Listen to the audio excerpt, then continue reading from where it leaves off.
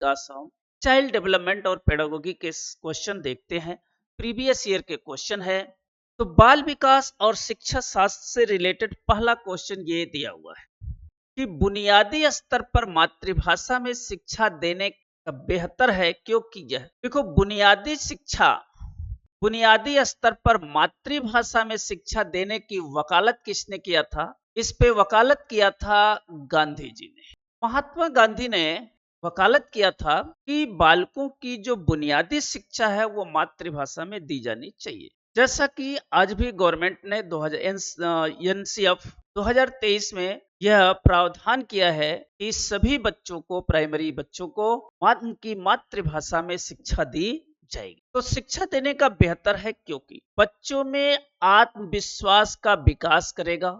ठीक है, जब हम उसकी भाषा को बोलते हैं, बच्चे क्लास में भी बच्चे की भाषा बोलते हैं तो विश्वास होता है कि हाँ टीचर अच्छे हैं, हमारी बात को समझ रहे हैं। अच्छा है, ये भी हो सकता है। अधिगम को सरल बनाएगा, उसकी मातृभाषा में बोलेंगे, सिंपल बनाएगा। बौद्धिक विकास में सहायक करेगा, ये भी हो सकता है। प्राकृतिक वातावरण बच्चों को सीखने में सहायक करेगा। देखिए है तो इसमें चारों सही है, लेकिन सबसे सुटेबल जो है आपको फोर्थ सही होगा। जो नेचुरल वातावरण है उसमें बच्चों को सीखने में मातृभाषा हेल्प करती। जैसे अगर एग्जाम्पल ले लिया, एक बच्चा हिंदी मीडियम से पढ़ा है और घर में बोलता है पानी, और इंग्लिश मीडियम में उसे नाम लिखा गया, वहां पानी नहीं बोला जाएगा, वाटर बोला जाएगा, तो वह अनकंफर्टेबल महसूस करेगी, वाटर क्या है। तो अगर उसकी मातृभाषा में ही बोला जाता तो बच्चा जल्द ही समझ लेता। तो जो प्राकृतिक वातावरण है उसमें बच्चों को सीखने में सहायता करता है, मातृभाषा सबसे सुटेबल आंसर यही होगा। बाकी चारों ऑप्शन में कोई विशेष गलतियां नहीं है, तो इस पे आपको डी लगाना चाहिए। क्वेश्चन नंबर दूसरा देखिए, श्यामपट्ट पर लिखते समय सबसे महत्वपूर्ण क्या है? प्राइमरी स्कूलों में हम क्या करते हैं, बोर्ड पर लिख देते हैं। अब तो परमानेंट ही लिखे रहते थे पहले, अब तो स्मार्ट बोर्ड की व्यवस्था गवर्नमेंट कर रही है। तो अगर हम श्यामपट्ट पर लिख रहे हैं तो क्या होना चाहिए? अच्छी लिखावट होना चाहिए, लेखन में स्पष्टता होना चाहिए, बड़े अक्षरों में लिखना चाहिए, छोटे अक्षरों। देखो छोटे अक्षरों में लिखेंगे तो ये तो गलत हो, क्योंकि बच्चे 60 बच्चे हैं और पीछे तक बैठे हैं, छोटा छोटा लिख रहे हैं तो वो दिखाई नहीं पड़ेगा। क्लास में क्या होता था, प्राइमरी वाले स्कूलों में, पुराने स्कूलों में बड़ा सा परमानेंट लिख दिया जाता था, क ख ग घ और गिनती लिख दी जाती थी, रोज बच्चे यही उतारते थे। तो अच्छी लिखावट अच्छी बात है, बड़े अक्षरों में लिखना ये भी ठीक है, लेकिन लेखन में क्या होना चाहिए?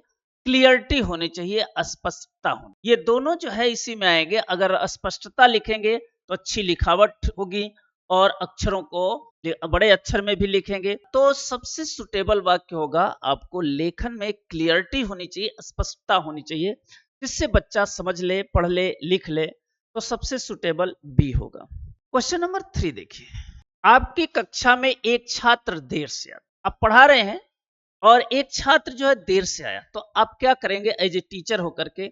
उसके अभिभावक को इंफॉर्मेशन देंगे। देखो जहां पे पनिशमेंट देंगे वो गलत हो जाएगा, इंफॉर्मेशन देना गलत हो जाएगा। कारण जानने का चेष्टा माने प्रयास करेंगे। आप ये प्रयास करेंगे कि वो बालक क्यों देर से आ रहा है, उस पर कोई ध्यान नहीं देंगे, ये तो गलत है। हम उस पर क्या करेंगे? उसके कारण का पता लगाएंगे। ये बालक जो है क्यों आ रहा है? कहीं ऐसा तो नहीं है कि आर्थिक रूप से तंगी के कारण वो रात को काम करता हो, दिन को पढ़ता हो? ऐसे भी बहुत सारे बालक हैं जो रात को काम करते हैं, दिन को पढ़ते हैं। तो कहीं ऐसी समस्या तो नहीं है बालक को? तो हम उसके कारण को जानने का प्रयास करेंगे कि किस कारण से बच्चा जो है लेट आता है। अभी इसका एक जीता जागता उदाहरण हमारे यहाँ है। जो एक बच्चा अभी हाल ही में सिलेक्शन हुआ है, वो बच्चा क्या करता था, 9 से 11 क्लास लेता था, इसके बाद वो जाता था काम करता था, प्राइवेट काम, फिर वहां से 9 बजे, 8 बजे, 10 बजे रात को छुटता था, फिर रूम पे आता था, फिर पढ़ता था, और अंत में लगातार मेहनत करता रहता था। फाइनली रूप से सिलेक्टेड हो गया है। तो अगर आप ऐसा कर रहे हैं तो आप भी सफल होंगे। गरीबी कुछ नहीं होता है, गरीबी को तोड़ के आगे बढ़िए। शिक्षा ही एक ऐसी चीज है जो आपकी गरीबी को मिटा सकती है। इसलिए गरीब मत अपने को कोसिए, मेहनत करिए, संघर्ष करिए, समय से स्ट्रगल करिए, संघर्ष करिए, जरूर विजय होगी, जरूर ही आप जो है सफल हो जाएंगे। तो क्वेश्चन नंबर 3 का उदाहरण यहाँ है। क्वेश्चन नंबर 4 देखिए, विद्यालय में विद्यार्थियों को कैसे अभिप्रेरित करें। अभिप्रेरित माने मोटिवेशन, कैसे मोटिवेशन करें, मोटिवेट करें। चुने गए अध्ययन द्वारा, प्रासंगिक अध्ययन द्वारा, गहन अध्ययन द्वारा, सस्वर अध्ययन। तेजी से पढ़ना, एकदम डीपली पढ़ना, चुने गए अध्ययन, जो आपको अध्ययन सामग्री उसको द्वारा। देखो हम उस बालक की क्या कैसे करेंगे, प्रासंगिकता बतलाएंगे। जैसे अभी बताए कि गरीबी हटाने का एकमात्र साधन शिक्षा है। अगर आप शिक्षित हो जाएंगे तो आपकी गरीबी हट जाएगी। तो और शिक्षा के लिए आपको स्ट्रगल करना पड़ेगा, क्योंकि 24 आवर है, उसमें आपको भरण पोषण करना है, आर्थिक रूप से भी तंग होना है। तो उस सब चीज स्ट्रगल करते हुए आप करेंगे। उसकी प्रासंगिकता बतलाएंगे कि बेटा आज गरीब जरूर हो, लेकिन स्ट्रगल करोगे तो कल जो है ये गरीबी दूर हो जाएगी। उसको प्रासंगिक लगेगा, अच्छा लगेगा कि हाँ ये बात सही कर रहे हैं सर, तो वो आपकी बात को सुनेगा। और मोटिवेट करने का सबसे अच्छा तरीका बी है। क्वेश्चन नंबर 5, शिक्षा का उद्देश्य क्या होना चाहिए। जो हम टीचिंग करते हैं उसका उद्देश्य क्या होना चाहिए। विद्यार्थियों के व्यावसायिक कुशलता का विकास, व्यावसायिक माने व्यवसाय करना। विद्यार्थियों के सामाजिक जागरूकता का विकास हो सकता है। परीक्षा के लिए तैयार करना, व्यवहारिक जीवन के लिए विद्यार्थियों को तैयार। देखो जिस ऑप्शन में परीक्षा आ जाएगा वो ऑप्शन क्या होगा, क्योंकि हम बच्चों को परीक्षा के लिए नहीं पढ़ाते हैं। जहां पर व्यवसाय आ जाएगा, बिजनेस आएगा, वो भी ऑप्शन गलत हो गया। तो दो ऑप्शन गए, एक है सामाजिक जागरूक करना, एक है व्यवहारिक जीवन के लिए विद्यार्थियों को तैयार करना। अगर इन दोनों में देखा गया, हम इसे सामाजिक रूप से अवेयरनेस करते हैं, जागरूक करते हैं, और इससे व्यवहारिक जीवन के लिए विद्यार्थियों को प्रिपेयर करते हैं।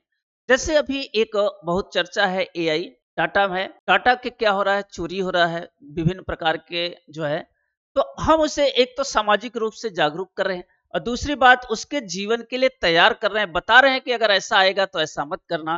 तो सबसे ज्यादा सुटेबल कौन होगा, डी ऑप्शन तो होगा कि उसका जो व्यवहारिक जीवन है, हम मोबाइल का कैसे उपयोग करें, कैसे अगर कोई पैसे के लिए ट्रांसफर कर रहा है तो न आजकल का क्या है, व्हाट्सएप पर एक लिंक भेजते हैं कि आपको 2000 रुपया दे दो, आपका मित्र बोलना ये है। उससे क्या होता है, आपने जो ही क्लिक किया आपके अकाउंट से पैसे कट जाते हैं। तो ये सब जागरूकता के साथ साथ उसके व्यवहारिक जीवन में भी बताना जरूरी है। क्वेश्चन नंबर फिर यहाँ पर आ गया, विद्यार्थियों में अवांछनीय व्यवहार को किंचित परिवर्तन करने में सबसे प्रभावी पद्धति। विद्यार्थियों को दंड देना, पनिशमेंट आएगा, गलत हो जाएगा। अभिभावकों को ध्यान में इसे लाना, अवांछनीय व्यवहार के कारणों को ढूंढना और उसका उपचार करना।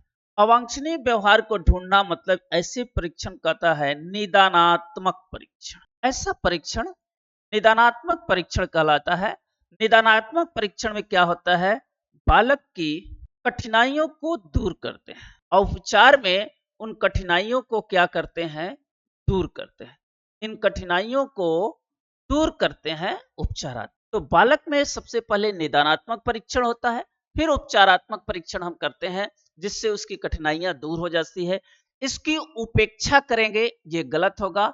अगर इसकी जगह अपेक्षा होता, आस्पेक्ट होता तो आस्पेक्ट सही होता है, लेकिन अगर ऑप्शन में आपकी उपेक्षा आया है तो ऑप्शन गलत होगा। तो पनिशमेंट देना गलत हो गया, उपेक्षा गलत हो गया, तो आपको सी ऑप्शन सही मिला। क्वेश्चन नंबर अगला, आपको शिक्षक दिवस पर कुछ विद्यार्थियों ने बधाई पत्र भेजा, आप उन्हें क्या कहेंगे। कुछ नहीं कहेंगे, गलत है। उन्हें धन्यवाद देंगे, उन्हें पैसे की बर्बादी के लिए कहेंगे, ये गलत है। उनकी शुभ कामनाएं देंगे। उन्हें क्या करते हैं, जब आपको कोई बर्थडे पर कहता है तो क्या करते हैं, थैंक यू भाई, थैंक यू, धन्यवाद देते हैं, शुभकामनाएं नहीं देते हैं। उन्हें हम क्या करते हैं, धन्यवाद देते हैं। क्वेश्चन नंबर 8वां, जब एक विद्यार्थी असफल होता है तो समझा जाता है। क्या असफल हुआ, सिस्टम असफल हुआ, शिक्षक असफल हुआ, पाठ्यपुस्तक का, व्यक्ति का असफल था। देखिए अगर एक विद्यार्थी असफल होता है तो पूरा उसका सिस्टम असफल हुआ। इस सिस्टम में शिक्षक भी आएगा, इस सिस्टम में पुस्तक भी आएगा और व्यक्तिगत असफलता भी इसमें आएगी। सिस्टम जिस सिस्टम में है वो पूरा सिस्टम असफल हो गया, क्योंकि बच्चा जो है जिस सिस्टम में था वो सिस्टम ही असफल हो गया, क्योंकि फेल हो गया। फेल इसलिए हुआ कि उसे सिखाया नहीं गया था, चाहे जिस कारण से, तो उसकी सिस्टम जो है पद्धति असफल है। क्वेश्चन नंबर 9, करा किसी विद्यार्थी को सबसे महत्वपूर्ण विशेषता क्या हो? उत्तरदायित्व के अनुभव कराना, ईमानदारी, सहभागिता, आज्ञाकारिता। जहां पर आज्ञाकारिता आएगी, आज्ञा का पालन करना। पहले टीचर क्या करते थे, अय उठो जाओ पानी ले आओ हमें पिलाओ, ये उनके आज्ञा का पालन करना होता। नहीं आते थे, 2 छड़ी पीट देते थे, तो ये गलत है, आज्ञाकारिता है। उत्तरदायित्व की अनुभूति, ईमानदारी भी होना चाहिए, लेकिन सबसे क्या होता चाहिए, सहभागिता होना चाहिए, कोऑपरेटिव होना चाहिए। फंक्शन है, जहां भी है, पढ़ाई हो रहा है, आपका कोई एनुअल फंक्शन है, उसमें सहभागी होना, पार्टिसिपेट करना, ये सही। क्वेश्चन नंबर 10वां, आप किसी कक्षा में पाठ पढ़ाते हैं और एक विद्यार्थी विषय से असंबद्ध एक प्रश्न पूछता है, आप क्या करें? आप क्लास में पढ़ा रहे हैं और एक विषय से असंबद्ध, माने नहीं, संबद्ध माने संबंध। अब क्लास में पढ़ा रहे हैं, एक विद्यार्थी ऐसा है जो विषय से संबंधित नहीं क्वेश्चन है वो पूछ रहा है, तो आप क्या कहेंगे? पहला ऑप्शन दिया है, उसे असंबंध पूछने के लिए अनुमति देंगे, हो सकता है। असंबंध पूछने की अनुमति नहीं देना, ये तो गलत है। गैर अनुशासित समझकर दंडित करना, पनिशमेंट जहां आएगा वो गलत हो जाएगा। कक्षा के बाद प्रश्न उत्तर बताएंगे, ये होगा। उसे हमेशा प्रश्न पूछने के लिए अनुमति देना होगा, क्योंकि अगर उसके दिमाग में क्यूरियोसिटी अभी बना हुआ, क्लास में पढ़ा रहे हैं, बच्चे के दिमाग में एडवांस जो है कुछ चीजें आ गई, अगर आपसे पूछ रहा है तो आप उसकी बात को सुनेंगे, पूछने के लिए अवसर देंगे, फिर उस पर डिसीजन लेंगे। तो इसका सबसे सुटेबल ऑप्शन आएगा ए। इस तरह से हम लोगों ने 10 क्वेश्चन देखा, और इसी तरह से हम आपको हमेशा जुलाई तक पढ़ाते रहेंगे। आप हमारे साथ जुड़ सकते हैं, ऑनलाइन भी जुड़ सकते हैं, ऑफलाइन भी जुड़ सकते हैं। हमारी पूरी टीम आपके साथ है। तब तक सभी लोगों को धन्यवाद।